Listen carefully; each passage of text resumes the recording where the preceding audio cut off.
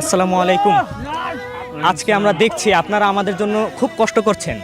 এই আয়োজনটা যাতে সুন্দর হয় এবং সুশৃঙ্খলভাবে পুরো আয়োজনটা কমপ্লিট হতে পারে, সে লক্ষ্যে আপনারা অনেক কাজ করছেন। আমরা আন্তরিকভাবে অনেক ধন্যবাদ জানাচ্ছি আপনাদের, এবং তার সাথে জানতেও চাচ্ছি দর্শকরাও জানতে চান আজকের অনুভূতি আপনার কাছে কেমন।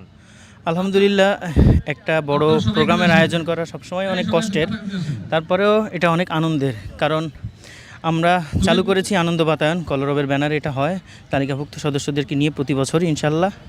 এবং কষ্টের মধ্যেও আমরা আনন্দ খুঁজে পাই। অনেক বড় আয়োজন, অনেক মেম্বারদের অ্যাক্টিভিটিস হয় এখানে।